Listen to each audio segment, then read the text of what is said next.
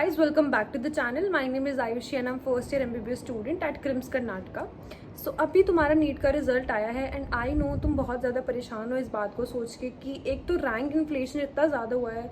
Literally I got goose bumps जब मैंने देखा कि 600 मार्क्स पे जो बच्चा 600 मार्क्स ला रहा है उसकी रैंक 28 to 29,000 है. जिन बच्चों के नंबर 600 से 610 के बीच है, ऑब्वियसली ये मार्क्स इतना इजीली नहीं ला सकते हो तुम. बहुत मेहनत लगती है इन मार्क्स को लाने के लिए और वो बच्चे कल रात बैठ के रो रहे होंगे जस्ट बिकॉज कि उन्हें कहीं पे कॉलेज नहीं मिलेगा ना, उन्हें उनके स्टेट में कॉलेज मिलेगा और AIQ में भी उनके बहुत कम चांसेस है कि उन्हें कॉलेज मिल जाए. तो बहुत ही डिफ़िकल्ट सिचुएशन है तुम सब लोगों के लिए. तो इसलिए आज मैं ये वीडियो लेके आ रही हूँ कि इस पॉइंट ऑफ टाइम पे तुम्हें कैसे अपना मेंटल पीस रखना है, कैसे अपनी सिचुएशंस को अडेप्ट करना है, कैसे लोगों की बातों को इग्नोर करते हुए अपने आप को प्रायोरिटाइज करना है. यार देखो, लाइफ में ना फेलियर आते जाते रहते हैं. अगर तुम फेल नहीं होगे तो तुम्हें जो सक्सेस मिलेगी ना उसकी असली कीमत पता ही नहीं होगी. जिन बच्चों का 12th के बाद एडमिशन हो जाता है, अगर तुम उनसे कभी पूछोगे ना कि नीट का एग्जाम कैसा होता है तो वो तुम्हें हमेशा ये बोलेंगे कि नीट का एग्जाम तो बहुत ईजी है. लेकिन वहीं पे जो बच्चा 2-3 साल ड्रॉप करके एक MBBS की सीट उठाता है, तुम अगर उससे ये चीज़ पूछोगे ना तो वो तुम्हें जेन्युइनली ये बताएगा कि भाई बहुत मेहनत लगती है यहाँ तक आने में.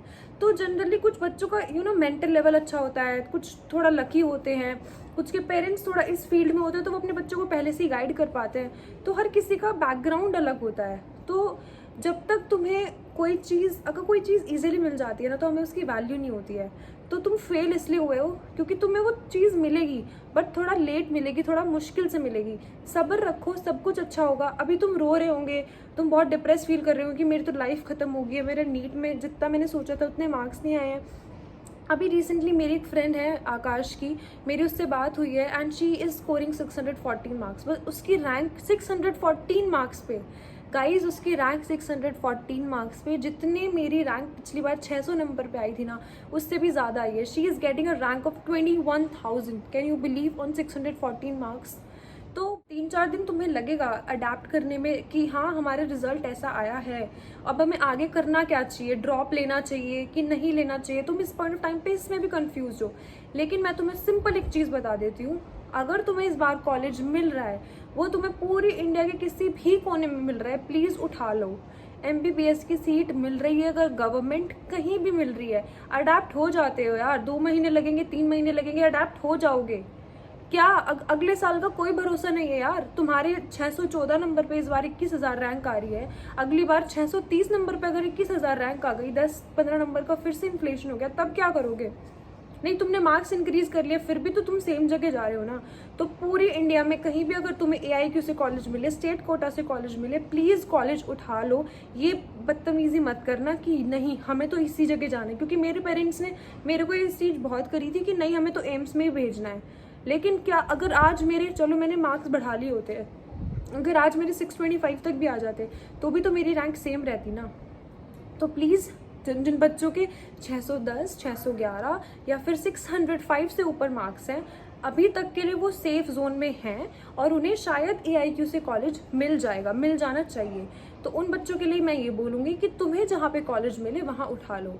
रही बात उन बच्चों की जिनके मार्क्स 595 से 605 के बीच में आ रहे हैं, मैं तुम्हें बोलूँगी कि देखो, जब तुम 595 तक ला सकते हो ना तो बस थोड़ा सा स्पार्क अपने अंदर इग्नाइट करो और सिर्फ कुछ महीनों की बात है यार, तुम कर लोगे. तुम नीट निकाल लोगे. तुम यहाँ तक तुम ऑलरेडी निकाल चुके हो नीट. वो अलग बात है कि बहुत रिजर्वेशन होता है, ये सब चीज़ें होती है, तुम्हें सीट नहीं मिलेगी. बट थोड़ा सा टाइम दो अपने आप को. तुम पक्का अगली बार फ्लाइंग कलर्स से नीट का पेपर निकाल के रखोगे, ये मुझसे तुम लिख के ले लो. बस तुम्हें उस 1 साल में ना अपनी गलती एनालाइज करनी है कि तुमने कहाँ फिजिक्स में गलती करी है, कहाँ तुम्हारी केमिस्ट्री में गलती हुई है. क्योंकि अगर तुम जब तक अपनी गलतियाँ एनालाइज नहीं करोगे तब तक तुम्हें पता ही नहीं चलेगा तुम इम्प्रूव कैसे करोगे. तुम वही सेम रिपीट करते रहोगे and that cycle will just continue. So you have to just analyse your mistakes, you have to just increase your efficiency. तुम्हें रिवाइज करना है चीज़ों को, that's it. It's pretty easy job for you. Because एक बच्चा है जिसके 300 आ रहे हैं, उसे अपना पूरा सिलेबस वापस से पढ़ना पड़ेगा. बट यहीं पे एक बच्चा तुम हो क्योंकि तुम्हें सब कुछ आता है. So it's a pretty easy job for you that you have to just revise the formula, solve the questions, give mock test as many as possible. Now I'll be talking for the students, those are scoring between 500 to 590. देखो guys, तुम्हारा नहीं होगा इस साल selection. थोड़ा अजीब लगेगा, थोड़ा रूड लगेगा, बट मैं उन लोगों की तरह नहीं बोलूँगी कि हाँ आप वेट कर लो काउंसलिंग तक, शायद मिल जाए। गाइज नहीं मिलेगा कहीं पे भी कॉलेज, लिख के ले लो, नहीं मिलेगा। तो अभी ये तुम्हारे ऊपर डिपेंड करता है, क्योंकि ड्रॉप लेना मुझे बहुत डर लग रहा है कि अगर मैं किसी को बोल रही हूँ कि भाई तुम ड्रॉप ले लो, क्योंकि मुझे इस साल की सिचुएशन देख के लिटरली मुझे बहुत ही गूज बम्स फील हो रहे हैं कि यार हो क्या रहा है नीट के साथ, कि बच्चे पढ़ ज़्यादा रहे हैं, बच्चों को रिसोर्सेज फ्री मिल रहे हैं, हो क्या रहा है यार। 10,000 रैंक का इन्फ्लेशन कैसे हो सकता है, मेरी तो समझ से बाहर है। तो यार ड्रॉप लेना है अगर तुम्हें, तो you have to give yourself completely, avoid all the distractions. फिर तुम्हें रिग्रेट नहीं होना चाहिए लाइफ में। बस ये देख के चलना कि हाँ अगर मैंने ड्रॉप लिया है तो मैं उस ड्रॉप को काउंट करवाऊंगा, मैं उस ड्रॉप को काउंट करवाऊंगी, मेरा अगले साल सिलेक्शन होएगा पक्का। तो फिर ये चीज़ अपने मन के अंदर रख के चलना, फिर फेलियर का कोई स्कोप नहीं है यार। और जिन बच्चों के सेकंड थर्ड ड्रॉप में भी 400, 450, 500 नंबर आ रहे हैं थर्ड ड्रॉप के बाद भी, यार फिर तुम छोड़ दो नीट को, फिर तुम्हारे लिए नहीं है ये कैरियर फील्ड। क्योंकि बहुत अच्छे और भी चीज़ है यार। डॉक्टर यहाँ पे तुम MBBS में आके लगेगा, बाहर से बहुत चीज़ें कूल लगती हैं यार, लेकिन जब तुम अंदर इस प्रोफेशन में आ जाते हो ना, तब तुम्हें पता चलता है कि ये भी बहुत टॉक्सिक है। मैं चीज़ें कुछ यहाँ पे क्लियर नहीं करना चाहूँगी, बट यार ऐसा नहीं है कि MBBS बहुत ईजी जॉब है करना, या फिर तुम्हारा जब सिलेक्शन हो जाता है तो उसके बाद तुम्हारी लाइफ ईजी हो जाती है।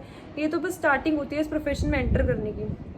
तो देखो, ड्रॉप लेना नहीं लेना, थोड़ा शांत दिमाग से 2-3 दिन बैठो, शांत दिमाग से सोचो कि तुम्हें करना क्या है लाइफ में। अगर तुम सच में चाहते हो कि तुम्हें यही प्रोफेशन चूज करना है, तो फिर तुम ड्रॉप लो और अच्छे से पढ़ो, फिर अपना ड्रॉप को वेस्ट मत जाने दो। और मैं तो ड्रॉप ईयर कभी भी ये नहीं बोलती हूँ कि फेलियर्स ड्रॉप ईयर करते हैं, नहीं, क्योंकि मुझे बहुत बोला जाता था इस चीज़ के लिए कि हाँ ये नीट में फेल हो गई है तो इसलिए ड्रॉप करिए। नो, तुम नीट में फेल नहीं हुए हो, तुम्हारा बस उतना स्कोर नहीं आया है कि तुम्हें गवर्नमेंट सीट मिल जाए, राइट।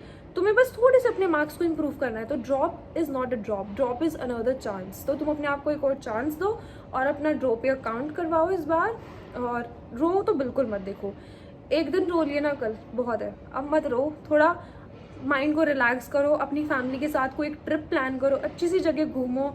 डोपामाइन जब होता है तो यू विल फील गुड, और रिलैक्स रहो यार। सबके लाइफ में सक्सेस इतनी इजीली मिल जाएगी तो फिर उसकी वैल्यू थोड़ी ना करेंगे हम लोग, है ना। तो फिर मेरा भी यार 2 ड्रॉप में सिलेक्शन हुआ है, तो ऐसी बात नहीं है कि हम लोगों को भी ऐसी चीज़ें मिली हैं कहीं से उठ के। तो पढ़ो अच्छे से थोड़ा, लेकिन मैं ये कहूँगी अभी थोड़ा रिलैक्स करो।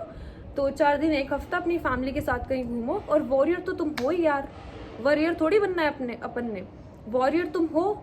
वो बच्चे देखो, 20 लाख बच्चे जिन्होंने नीट का पेपर दिया है, सिलेक्शन तो 40,000 का ही होगा ना, उनमें से 18-19 लाख बच्चों का तो दिल ही टूटा होगा ना कल कि नहीं हो रहा है। चलो मान लिया कुछ बच्चे प्राइवेट में ले लेंगे, लेकिन 18 लाख बच्चे, 19 लाख बच्चे यार, it's not a small number यार। तो परेशानी सबको हुई है, क्योंकि रिजल्ट जब आता है ना तो खुशी सिर्फ बहुत कम लोगों को होती है, और लोग बहुत उस खुशी के बारे में बात कर रहे होते हैं, अपना रिजल्ट शेयर कर रहे होते हैं, लेकिन उनके बारे में कोई बात नहीं कर रहा होता जिनको सच में तकलीफ हो रही है इस चीज़ से। तो अपना मेंटल पीस को डिस्टर्ब मत करो, डिप्रेशन में तो बिल्कुल मत जाओ यार, चिल रहो, इट्स जस्ट एन एग्जाम यार। एंड जिन बच्चों को सिलेक्शन हो गया है, heartily congratulations to all of you. And तुम अब डॉक्टर बन के ही निकलोगे बाहर, MBBS तुम्हें मिलेगी, वाइट कोट, स्टेथोस्कोप, ये सब चीज़ें तुम भी अब फ्लेक्स कर रहे होंगे। एंड जिन बच्चों का नहीं हुआ है, प्लीज़ अपना दिल दुखाने की या फिर दिल छोटा करने की कोई बात नहीं है। इस साल नहीं हुआ तो अगले साल उठा लेंगे, कोई बात नहीं, वापस से लग जाओ, वापस से रेस में आ जाओ। भागते वो हैं जिनमें दम नहीं होता है, तुम में दम है ना, तो तुम अगले साल ला के दिखाओ, ठीक है। और बस मैं यही बोलूँगी कि be happy, be positive. And जिन लोगों को ये लग रहा है कि उन्हें काउंसलिंग रिलेटेड कोई हेल्प चाहिए, तो तुम कमेंट में बता सकते हो। अगर मुझे लगा कि बहुत सारे बच्चों को हेल्प चाहिए होगी तो मैं नेक्स्ट वीडियो काउंसलिंग की पक्का लेके आऊँगी। Till then bye bye, take care and खुश रहो, स्टे हेल्दी।